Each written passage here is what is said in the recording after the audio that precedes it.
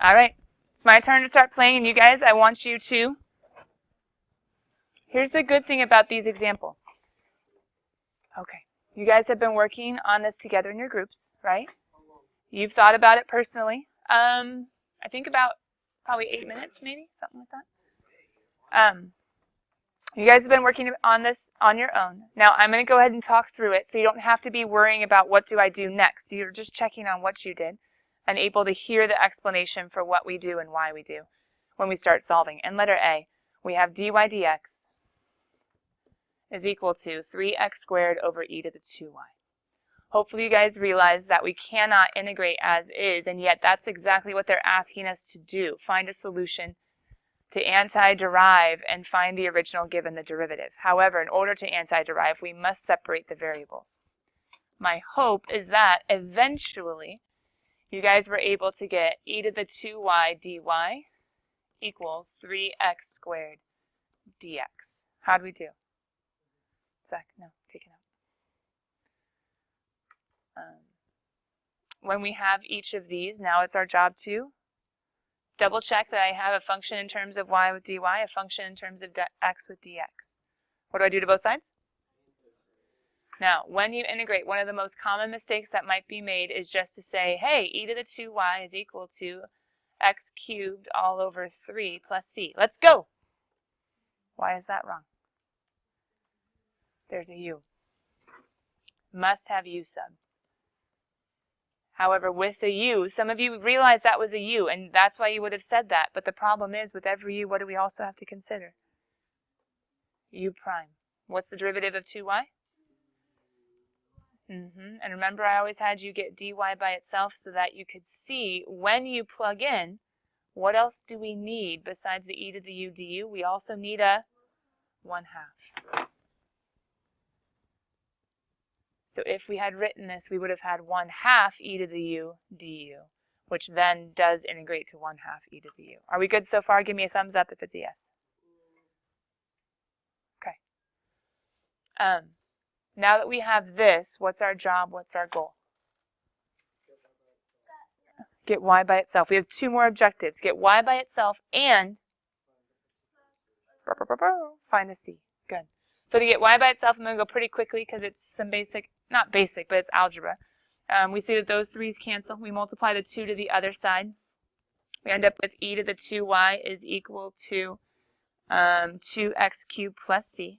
It's okay, it's good. And you take ln of both sides and divide by 2. That should lead us to y is equal to, did the c get stuck? Yes.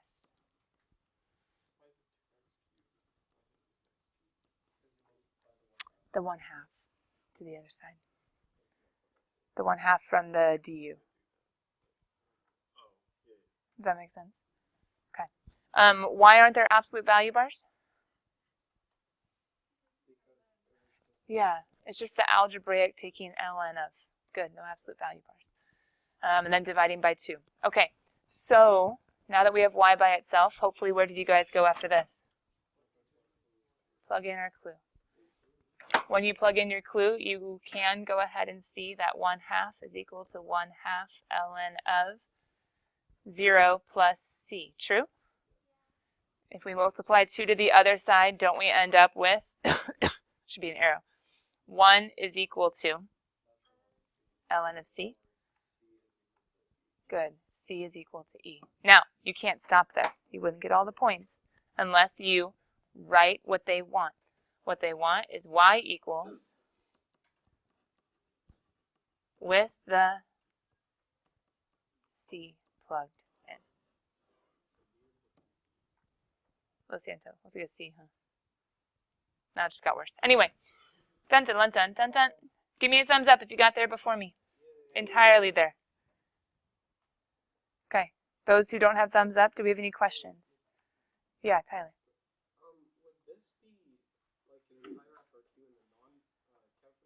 Yes. So the non-calculator sections are shorter? However, not every year has one of these that's an entire FRQ, but every year has a differential equation somewhere. But some, I forget when it was. It was a little while ago. It was in the slope field section. There was like x plus y. And remember I said that was impossible to integrate? So it had a differential equation, but didn't literally have this step in the FRQ. But very frequently there is an FRQ with one of these. This is one of the shortest I've seen. Usually it's like an A, B, and C, and it is having you dig a little deeper. In the most recent years, there's been a little bit more to it. But there are usually at least 2 FRQs that are visibly shorter as far as directions, but still pretty weighty as far as the math. Austin, go ahead.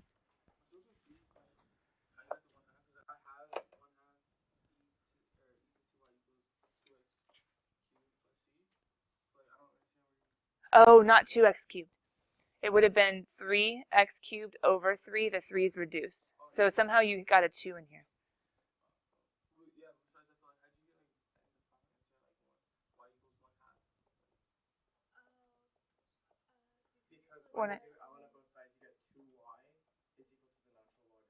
Oh, right here. Yeah. So you could have divided by 2. I just multiplied by 1/2. Does that make sense? Sorry. I didn't realize you were there. I was up here. Yeah, all over 2, which would have been totally fine. Okay, some of you guys went on to letter B. I think most of you did. I heard almost all the groups at least talking about domain and range. Domain, remember, that's what kind of x's are allowed, right? X's within. And range, that's what's kind of y values will result. So x's, I heard a lot of you say ln, and that's good. ln, just ln's basic graph, remember? Its domain is x greater than 0. So then we have to take its entire argument, 2x cubed plus e, and say, oh, okay, so instead of x being greater than 0, the domain problem is the whole argument has to be greater than 0. Because ln has that asymptote.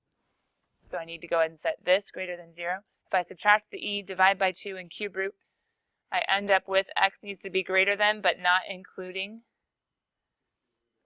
the cubed root, of negative e over 2 to infinity. That's one way of saying it.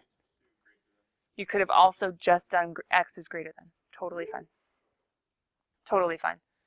With ln, you guys don't see any nasty restrictions to ln. I mean, there's times of 1/2, but that just takes an infinitely, going to positive infinity, going to negative infinity, and making it shorter. But yeah, I heard a lot of you saying, hey, ln normally goes from negative infinity to positive infinity. There's nothing out here restricting those y values, like a square root or anything weird. So we can say, yeah, no, we're okay. What was the key to this one? Knowing the basic graph of ln.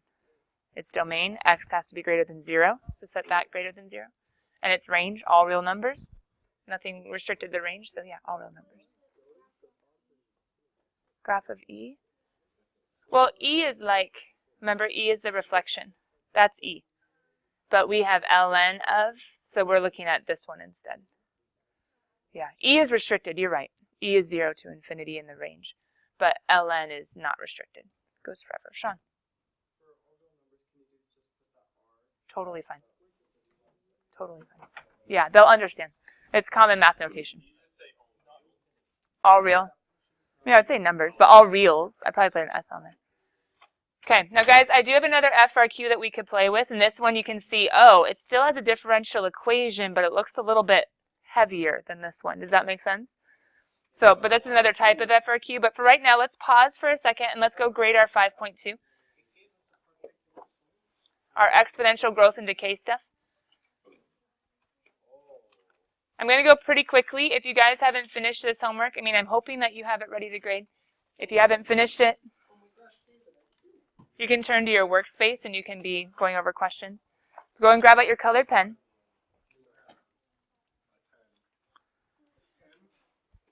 Meanwhile, I'm peeking really quickly at the work that you have done. You guys can start.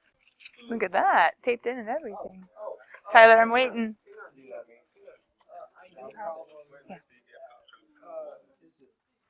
Yeah, my backpack behind my desk, the zipper on the very top, not the big pocket, there's cough drops. That's okay, it's still good. Okay, 56, it looks like we're stuck on, huh? Okay, you got there though. Let me see, Caitlin, what did we get? Okay, stuck on a couple of the odds. Okay, stuck on, yeah. Oh, that's the first page. Thanks, Carrie, I didn't see it. Yeah. Good, Lucy. I can see. There's Charlotte. Next page. Okay, we're stuck on a little bit, right, guys? Oh, the black one. Oh, where's my backpack? Oh, maybe I left it in my car. I have cough drops in there if you want to go get it, but I want you to grade first. They're nice ones, too. They're Ricola, I think. Weird. Yeah. Yeah, you can check the video for grading. Okay, Zach. Just leave phone. All right, kiddos. So for number 8, you guys can already see the final solution. Oh, wait, this is 5.2, right? Yeah. Okay. Final solution. See how they did do the little e to the c1 is c, but don't worry, it's okay. We can just say e to the c is c times. We talked about that. So there's the final solution. David.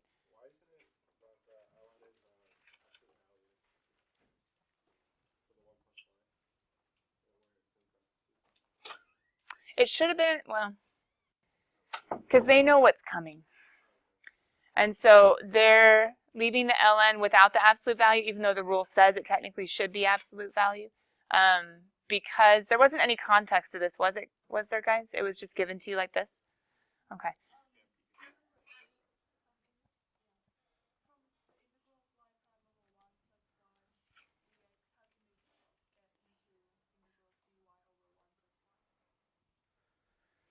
Okay, I don't like the way they show things sometimes, so I'll show it my way. dy dx. I was expecting you to be able to look here and be okay with it, not to necessarily judge their steps. Remember, they are an AP textbook, but they're not teaching you quite as strict to the AP as I am. I would have made my dy dx equal to, and then I would have gone ahead and divided and multiplied, so you would have had dy all over 1 plus y equals x dx. Integrate, integrate. This is 1 over 1 plus y. You guys would have needed to think of 1 over u. So, I mean, this is what you should have done. They have their own unique way of doing it in the sense of they multiply both sides by dx. This dx will cancel with this dy dx, and it's okay, and they go there. They have a unique way of doing it. I just like saying, you don't belong, get over there. I like that much better. I think it's simpler. I think it's a bit clear as to why it's happening. They just did multiply by dx both sides and then cancel. Ugh, I don't like it. David's question was here with the absolute value bars. Yes, there should be absolute value bars, but when you get down to the c, we can say the plus or minus gets absorbed. It's the square key. Okay. Oh, thanks. Okay. It's in the trunk, David. Number 22. You guys start with an exponential growth. They gave you a couple different clues. We did an example like this in class. So you were just plugging in the x's and y's 2 different times. And then simplifying and solving. Oh, they actually just plugged in the c. That was pretty smart because c is the same thing as the initial, right? So they just said, hey, I already know c. C is 4. Then they plugged in the y that went with the x, and then they solved for k. We should have probably left it like that, not the decimal form.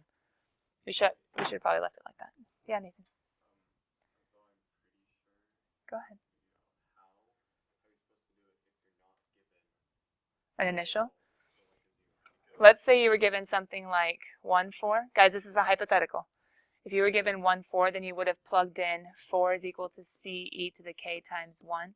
And then you would have 1/2 is equal to c e to the k times 5. You have a system. Solve it. You could do substitution. You could solve for c. You could plug in. I think one of the problems needed this, didn't it? Yes, they did, and I did it. But what they had us do, or what I looked and saw them do, was they got 2 numbers on the side equal. So like they multiplied the very bottom by 8. And so it was 4 equals 8. I think it'd probably be easier just to solve for c, substitution. You would have to remember exponent rules. When you divide, you subtract. So 5k minus 1k would be 4k. But otherwise, it's a lot simpler, in my mind, how to solve. So if you're okay with that, that's what I would do. The other way of doing it is a way that we actually did in pre-cal. We solved exponential growth equations. We did this math right here. But the way that we did it, I think, is we just divided. Like elimination, but instead of adding or subtracting, dividing. 4 over 1/2 would be 8. The c's would cancel. And that'd be e to the negative 4k. it would end up with the same answer. You can do elimination just with division, not with subtraction, because it's multiplication with the C. Both ways are totally valid, though. All right, moving on. Okay, 56, I saw a lot of you guys getting stuck with. But hold on, it wasn't meant to be impossible. How could you tell that it was growing? Yeah, at a later time, it was increasing, so therefore it had to be growth, not decay, right? And then they gave us some clues. Like we knew at time 2, the population was 125. At time 4, the population was 350. This needs the math that Nathan and I were just talking about. You can plug in both clues, a T and a Y, a T and a Y. And then you can go ahead and do substitution. They solved for C and then plugged in. That's like what I was just showing Nathan. You could have done elimination with dividing both. C would have canceled and then gone ahead and gone from there. But then at the end of the day, you end up with K is equal to 1/2 ln of 14/5. Yes, whatever, decimal. They didn't even plug in the decimal. They plugged in the exact when they went to go solve for how many bacteria were present.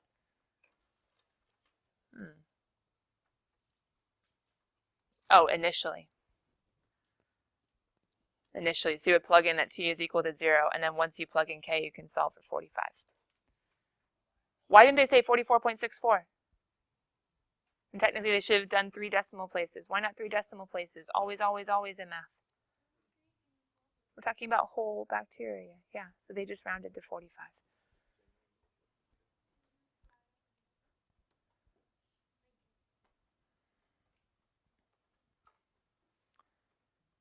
All right, kiddos. We're not going to have time to check the work, so just check the answers. A is 45. If it's wrong, just put with the colored pen 45. B is equal to, you can see, now I would have written it nice and pretty. They wrote it kind of disgustingly, but there we go. C is equal to 2,744, and D is equal to 12.29. Remember, tomorrow is a work day, so if you, after seeing the answers, looking at the video, need some more time or need some explanation, we'll go ahead and take those questions tomorrow, okay? A couple more seconds for getting the answers down. 45. Here we go with decimals, although, once again, I would rather it in this form, to be honest, because sticking it to the man, there's no reason to go there. 2744 by plugging in. And technically, this would have been fine.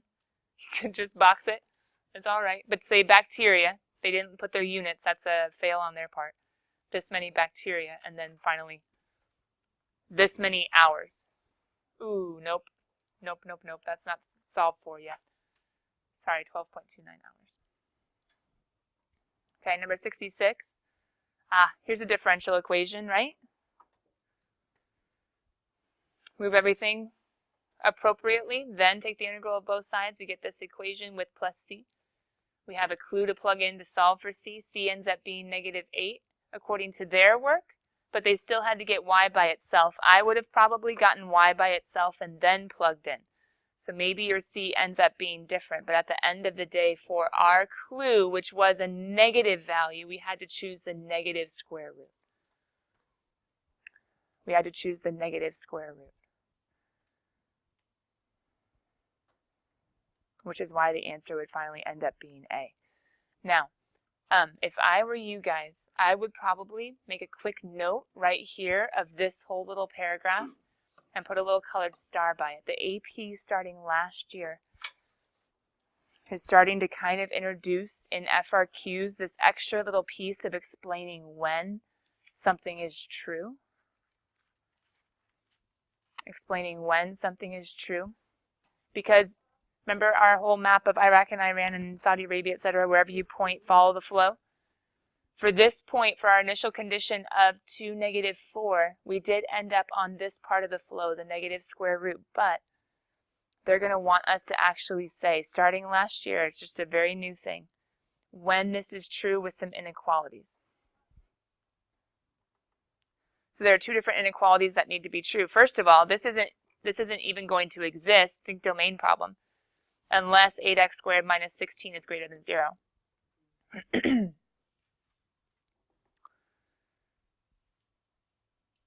So I need it to exist, first of all, and not be imaginary. And then second of all, I know that it's going to be the negative branch of the differential equation, or the solution to the differential equation, the negative flow, because my y is less than 0. So this one established the domain to work, and that one established the negative square root. So that makes it possible, and that makes it negative. So I would just make a quick little note. Not that you would be expected, you didn't even need to do that in homework. It didn't even ask for it. But that is something that I've seen appear just with a few revisions that started last year. So I wanted to make you guys aware of that and let you make a little note about it. Because it's not just picking the right flow, but being able to give the inequality for the right flow. And then I think that's okay. Section 5.3, for those of you that got started, was there anything that kept you from going in the homework? Was there anything that stopped you or blocked you? Not just a tricky problem, but something that you're actually like, no, I'm stuck. Okay. What? Oh, doing the wrong, yeah, poor Sean did the wrong section numbers. Okay, but it makes sense, like enough to tackle it. Okay. So then to that end, I know you guys have some questions on some of these. I saw that you were stuck in some of the homework, but let me just have you take a little bit of time tonight and look at the answers. Maybe pull up the video if you want to look at it longer. See if you can follow the work and come tomorrow with questions. Sound good, guys? Okay. To that end, let's go ahead and get back into this final FRQ that I want to peek at. This is just kind of extra. Good extra, but extra. This is what I want us to end with today.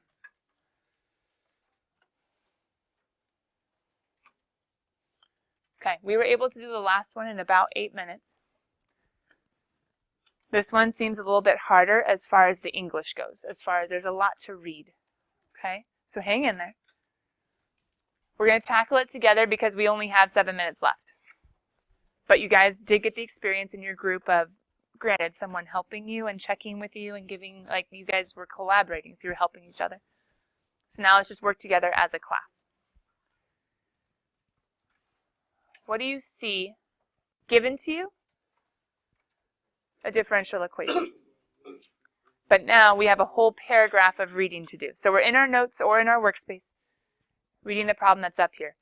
Letter A says, wait, does it say find? No, it just says let. Okay. Let y equal f of x be the particular solution to the given differential equation. Okay, y equals, okay, whatever. Somehow these are tied together, and they give us this inequality. Such that the line y equals -2 is tangent to the graph of f. Okay, do we have a few things real quick? We have an inequality, and we have y equal -2, tangent to the graph of f. Sometimes it might be helpful in really big, complicated word problems to have some sort of method of marking.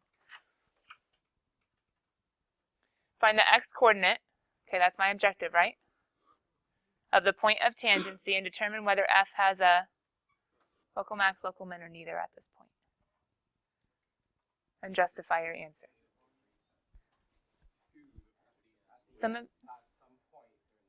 Yeah.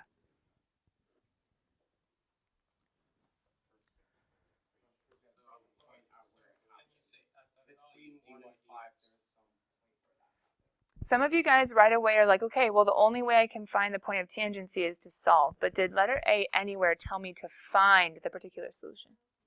If you need to, go read letter B and be like, that's weird. I thought all these questions always, wait, what do you see?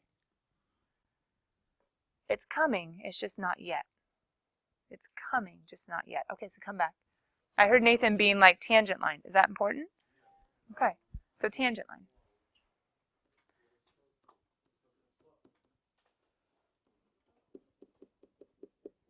Okay.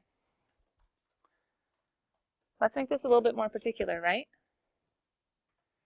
y1, do I know a y value? Yes or no? Okay. So I know y minus 2, right? Right, guys? Okay. What do I know has to be true if this is all that's left to the tangent line? What happened to all of that? It canceled, and the only way that it canceled is if it's 0. And what's the only way it's 0? If it was x minus 1 or x minus 5 or x minus 2 or x minus 10, would that make it 0? The slope must have been 0. If this is all that's left, you could, if it helps you guys just a little bit, you could say, okay, somehow this had to come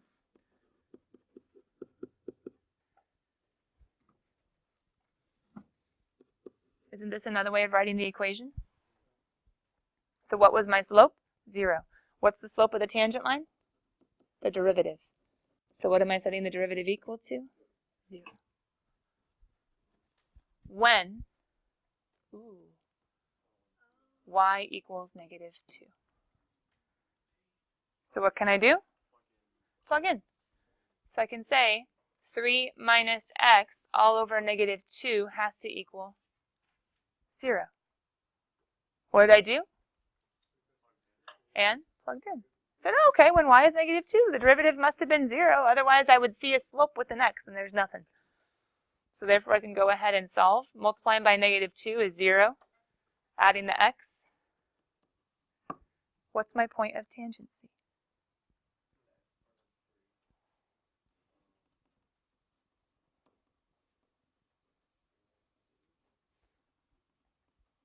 And I think it just says find the x coordinate, right? +3. Okay, good. Nathan's like, there's more to the question, and there is. It says determine whether at that point of tangency there's a local max, local min, or neither. Why are they even talking about local extrema? All I know is that the derivative is 0. Oh, no. The derivative is 0. What's that mean? Critical number. We could. Since dy dx at 3, -2 is 0, right? I'm like, oh, it's a critical number. Okay. I need more than that, though, in order to tell whether it's a local max, local min, or neither. Okay, guys. Do I have, like, a plethora of points that I can, like, know all my critical numbers and make a sign chart and look before and after and in the right intervals? I don't have that. But I have, so I can't do the first derivative test. But I have a differential equation that I could find the second derivative. Remember, first derivative, I need a whole sign chart, critical numbers, all of them, and then lay it all out before and after testing. I don't have that. Second derivative test, I just need to plug in the one point I do have. So I'm going to find the second derivative. Because otherwise I won't be able to know at all. I can't do a sign chart. I don't have all these points and all these. I don't have the original function even. Second derivative without going too crazy and taking too much time. Guys, wouldn't it be a quotient rule? Lo siento, it's the only way to go. So bottom d top. Ooh, it's been a while. Derivative of top is -1. Minus top. Keep going.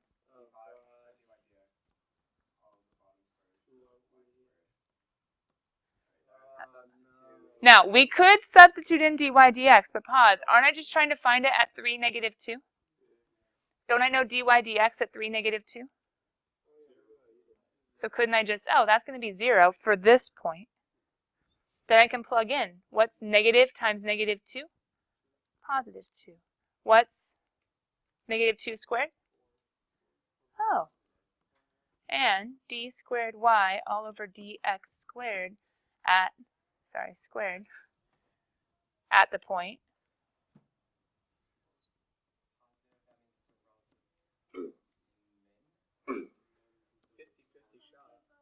Just think concave up. It must be a min. There exists a relative min at point. Now, what did we not get to do?